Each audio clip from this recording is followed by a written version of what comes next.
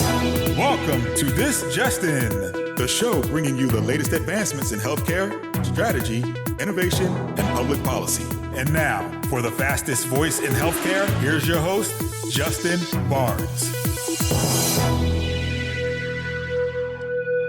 Hello, everyone, and welcome to the special edition of This Just In Radio. I'm your host, Justin Barnes. Today, we're broadcasting live from the Health 2024 in sunny Las Vegas. For today, I have a fantastic lineup of CEOs, CIOs, care providers, policy leaders, and visionaries. As many of you know, my goal for broadcasting live each year from these key conferences is to create an information medium that shares best practices, strategies, and actionable intelligence from the industry's leading sources and experts. My goal, along with all my guests here, will be to offer tactics and strategies to not only survive, but to thrive as you navigate your hospital, your physician practice, your company, or even your family through all of these changes occurring across healthcare. There's more opportunity than ever before for all of us to thrive, but we must understand how healthcare is evolving, how policy and reimbursement is shifting, and where best practices and innovation can support our efforts. I hope you glean all of that over the next few days. That's at least my goal.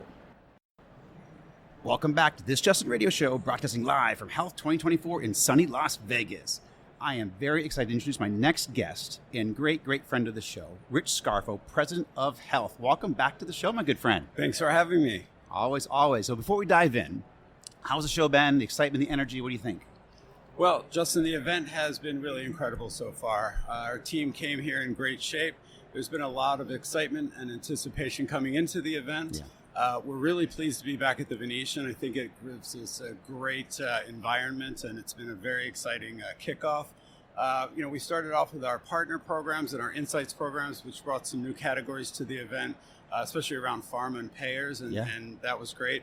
And, our social as of today is about 35% ahead of last year. So I think a lot of people are talking about their experiences here. Oh, they are. No, the energy here is unparalleled. We were catching up a little bit before we came on air.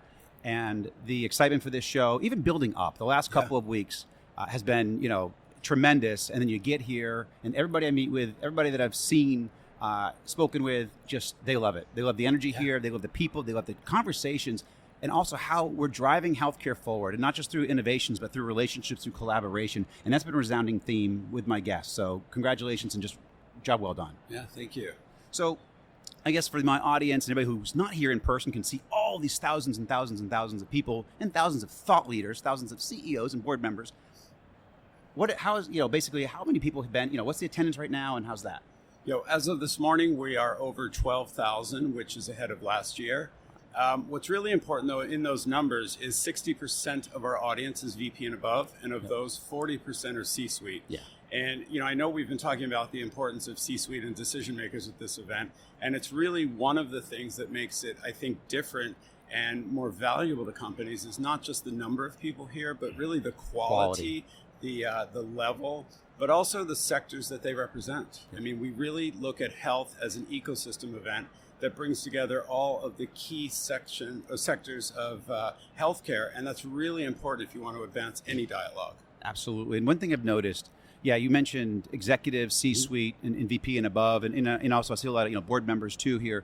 So the dialogue has been about what we're achieving too. It's not just about the future. We've been talking about AI and what's going to bring, but what's really cool about the dialogues that I've had and guests is talking about where AI is making a difference today in their healthcare ecosystem, with their relationships, with their care delivery, with their care strategy, and then also what to look forward for in the future. That's monumental. That's really cool to see how all this is kind of coming together now. Yeah. It's, as we sit here doing this podcast, we're looking out on the AI pavilion. Yeah, exactly. It's one of the many new things at this year's event, but AI is not just on the floor, it's in the program. That's right. We're hearing it in a lot of the discussions. It's really touching everything, and it's, we're just at the beginning of that. Love it. So you covered a little bit, but what's new this year? Because obviously we all come to health for a lot of good reasons, but every time we come here, there's always something really cool and new. So tell my audience a little bit about that. Yeah, well, our goal with health really every year is to bring back something fresh, something new, give it an experience for the attendees that is very different than the year before. And this year, our job was a little bit easier because of everything going on. So I mentioned the AI pavilion. We have about 60 companies in this pavilion here. We also have 2 theaters with 3 days of conversations around case studies and product demos.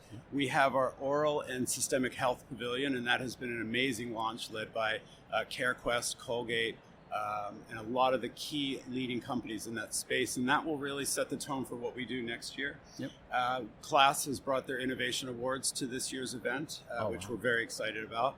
We have, I think, 4 pitch competitions this year. So we started out in the beginning with just the health pitch, but what we found is with so many startups here, we have about 350 startups on the floor and another 1,600 attending as part of our numbers. And so the pitch competitions are really an important vehicle for them. AARP is doing a lot in the age tech space and healthy aging. So they brought their reception, they brought a pitch competition of their own and a pavilion. We have more international pavilions this year. And we're also looking at extending the attendee experience. So we have Restaurant Row, we have Starbucks this year, the buyout. So we're taking the event and kind of expanding it into areas where people can not just be on the floor and socialize, but have, settings that are really high touch. And then we'll end tomorrow with our Wednesday summits, and they're on deeper dives on key topics. So it's an opportunity for people that are here on the half day Sunday or Wednesday to really tap into some of the things that have been discussed throughout the week, but in a much deeper way, and then there'll be networking after that. Yeah, and one constituency that we left off, which is really key to health, at least from my perspective, is the investors. You have a lot of investors walking around who are looking for their next innovations, looking to follow up on their current investments, and certainly looking for great investment for the future. Yeah, and I think health for the investor and startup community, I think, is probably one of the most important events in healthcare. We have about 1,600 investors here this year. We have our Investor Connect lounge where we'll host upwards of 2,500 meetings between them and startups. So, again, it's that networking, it's the dialogue, and it's really bringing people together. Yeah, and one thing you guys do really, really well, better than anybody else by far, almost everything you just discussed, but also your food. You guys have phenomenal food, and there's food everywhere, and there's refreshments everywhere for us. It makes a big difference when we're back to back for 12, 14, 15 hours a day to have access to a healthy piece of fruit or some water or coffee or delicious lunch, breakfast. So one of the things we don't like is an exodus off of the floor. There you go. What we do is we create an experience with food. Our stages are on the floor. We have lounges on the floor. Of course, we have upwards of 800 companies exhibiting on the floor, and we have pitch competitions. So we try to create that environment here. It adds to the excitement, and it really allows people to just navigate around throughout the day and do as they want. Yeah, smart. It's very well set up and very thoughtful and thought through. So great job there too. To you and your team. So what are you most excited about? There's a lot going on here. There's a lot. Yeah. So, but to narrow it down to one or two things, what are you most excited about health? We've touched on some of it. I think we're 2 days in now. We've got another, day and a half to go. I think for us, seeing health really become the most important platform just for discussions and deals and learnings and business really around health innovation. We've mentioned AI, but pharma is also a really big topic this year. Also tapped into AI on that. Yes. And the focus on women's health throughout our program has been something that we've been working on, and this year it really seems to be front and center. The expansion of our Nurses at Health program has also been something that's really exciting. We have over 330 nurse leaders here this year, which is a record for us. And it's important for them not to just talk to each other, but really to talk to all of the leaders that are here, and that was the point of us launching it. Our Ask Patients program has record number of meetings in that this year, and that's bringing patients together with leading companies. And our program has been amazing. So I'm super excited about the speaker lineup. The John Legend, Lance Bass, Chelsea Clinton, Halle Berry, Lenny Kravitz later on today. And, that's just where we add the health touch to the program. Right. We also have almost 500, or actually over 500 speakers representing leadership and CEOs from across the entire ecosystem. And I think one thing that the health team is really incredibly proud of is that we will have the First Lady of the United States speaking tomorrow. Yeah. And it says a lot about the role of health and where it plays, the role that it plays in the industry right now, that the First Lady of the United States would choose our event to make an important announcement and talk about, again, funding and support in women's health. Yep, love it. And what about Busta Rhymes? Busta Rhymes will be tonight at Dre's. It goes back to not just the food, but the experience. Yeah. And, we really believe that, especially to attract and keep senior executives in C-suite, it has to be a great business platform, but they also have to feel like they have an experience that is equal to an executive retreat. Yep. Well done. So what are a few upcoming events for health? So we now have 3 events. We will be coming into Vive. We're returning to Nashville in February 16 through 19. Health Europe will have its second year in Amsterdam, and that's June 16 through 19. And then we'll be back here in Las Vegas in 25, October 19 through 22. Nice. And do you think Vegas is kind of the home now for health, or is it? Yeah. We last year we were in a convention center, just data availability. Yep. We're back here at the Venetian. I think it's as you can see, the energy, the ability for people to stay within the facility and do lots of different things. It's important. So Vegas will always be health. Vive, we do move back and forth. So we've got Nashville, we've been in Los Angeles, we have San Diego in the future. So that one will probably move around a bit, but Vegas is our home for health. You had Miami for Vive too? Miami was our kickoff. That was great. Cool. We needed a fun city to, we were just coming out of a tough time too. Yeah. So we needed really a place where we could also have a lot of outside events, and Miami was it. Yeah, I will say, the energy here, having it here at the Sands and having the Palazzo so close, great restaurants, the Venetian, everything's kind of right here. It's created a whole nother level of collaboration where we don't have to be so spread out. Absolutely. So I think it's brilliant in that regard. Looking forward a little bit to Vive. I love Vive for different reasons. We, again, caught up off air a little bit about the difference between health and Vive and how I think what Health and Chime came together to create Vive. Right. And Chime's a phenomenal brand in the industry, phenomenal work.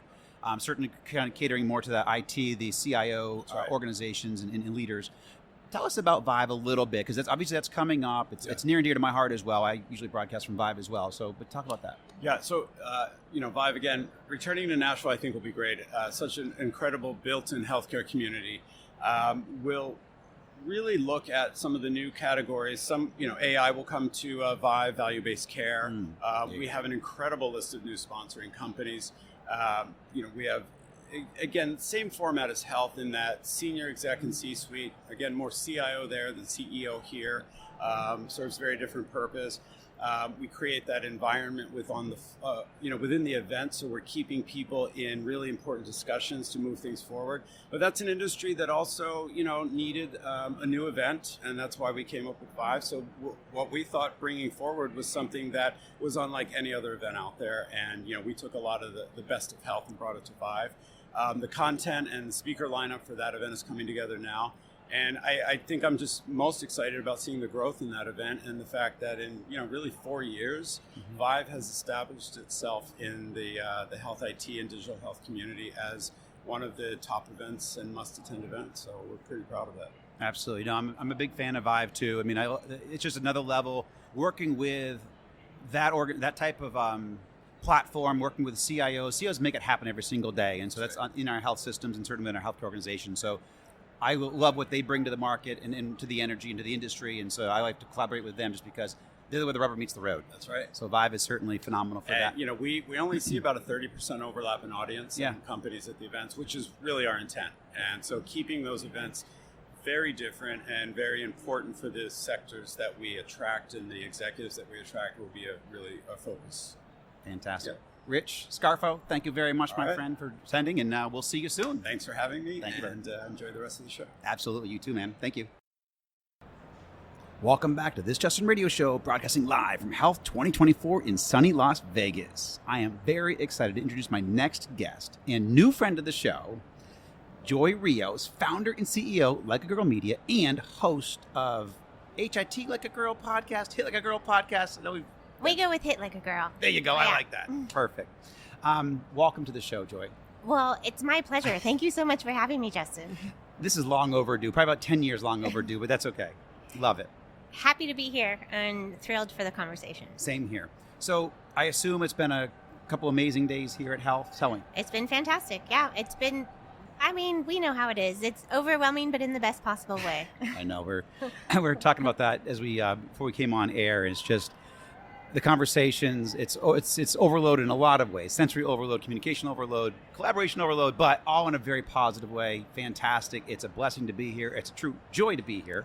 and a joy to have you here. But tell us a little about your first couple of days here, some of the fun things. I have had a big role in the podcasting. So I have spent a lot of time in Podcast Lounge and really supporting all of the podcasters. And I was at the First Health.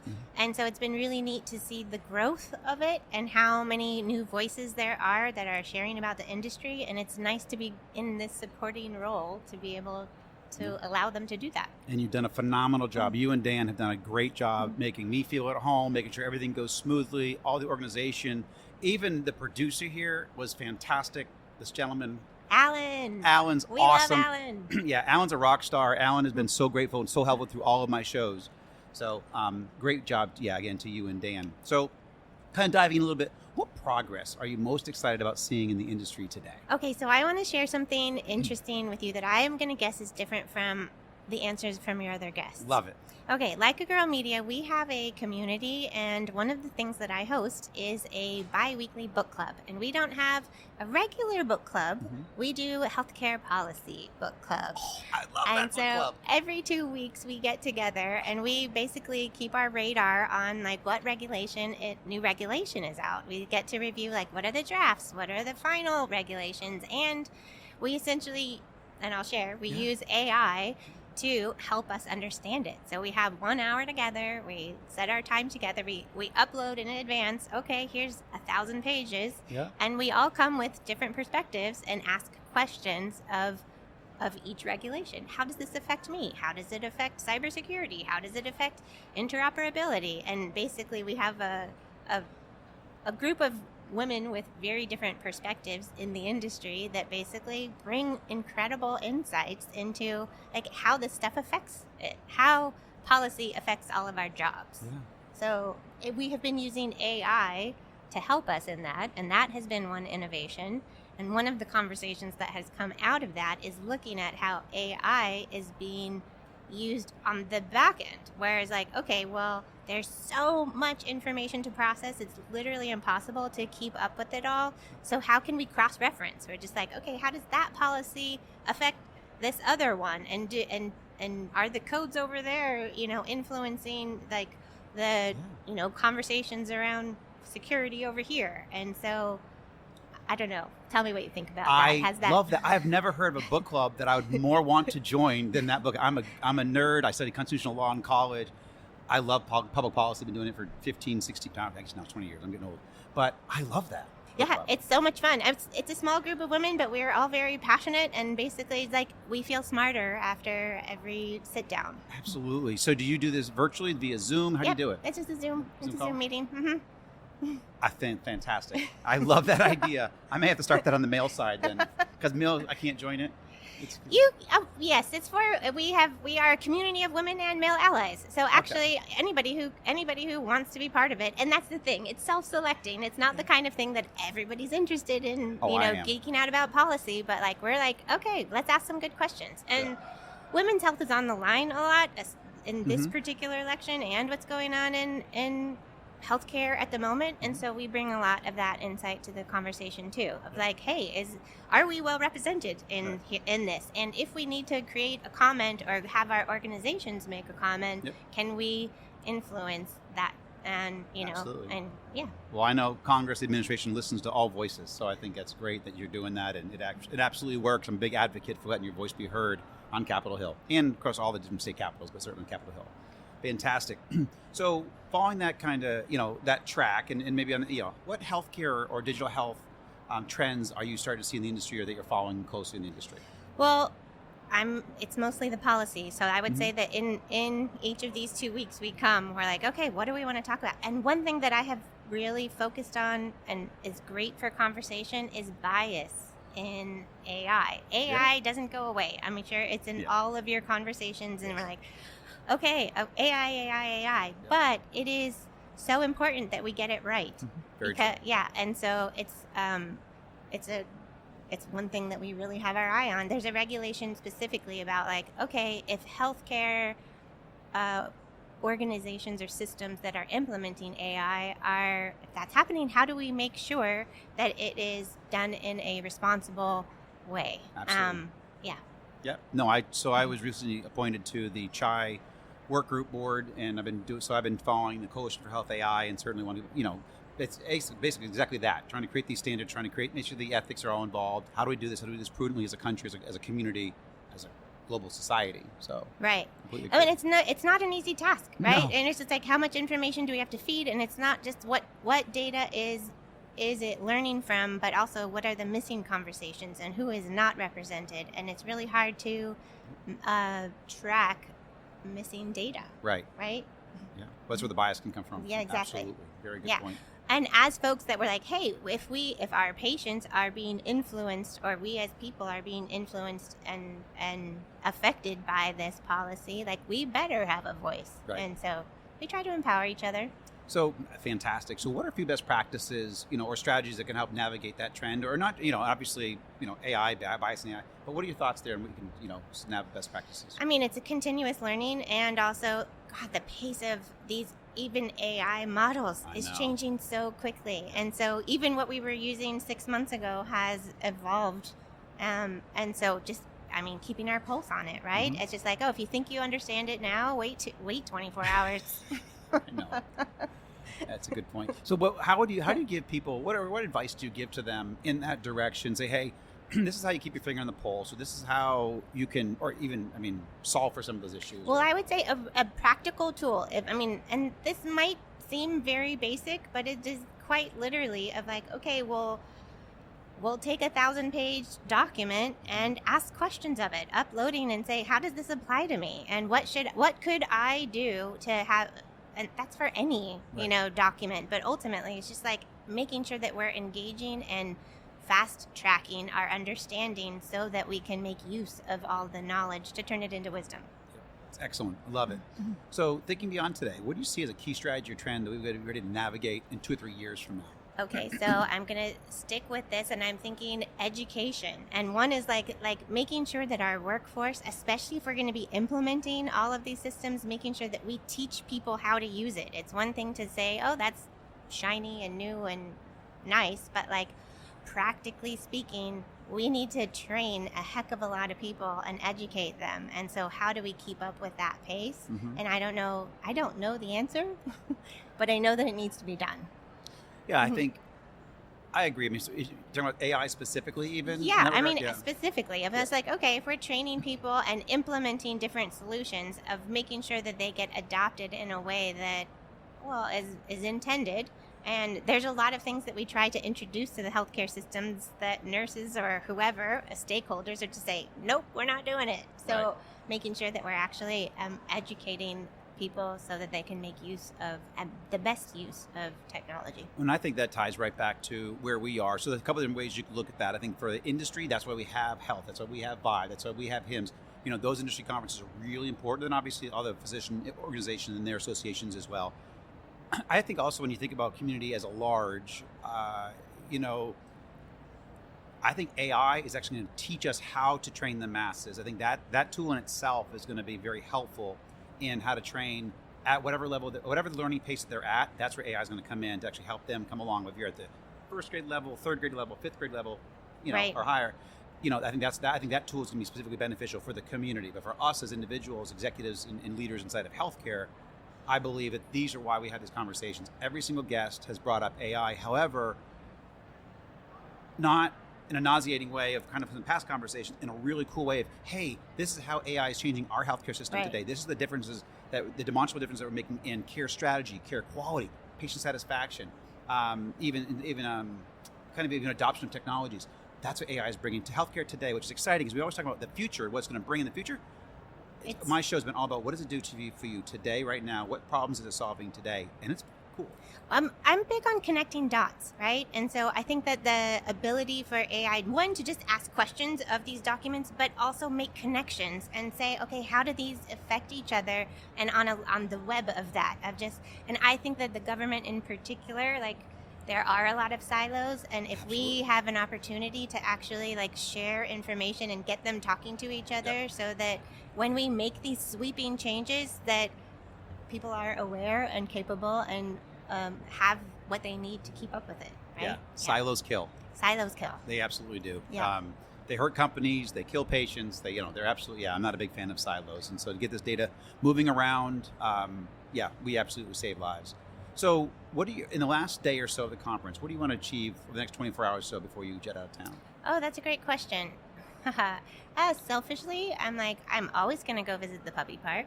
Yep. That will happen over and over again. I do need to go check the Zen because they're so overwhelming. You're just like, okay, I'm overstimulated. Yeah. But no, the AI pavilion, I haven't spent much time here, and it's right in front of us, and I should probably go ask them tons of questions. That's a good point. I've actually spent a little bit of time there. My first chance, I've been busy here doing the shows, but I did walk around for a couple of hours this afternoon, and it's really cool. I mean, there's some really cool innovations out there.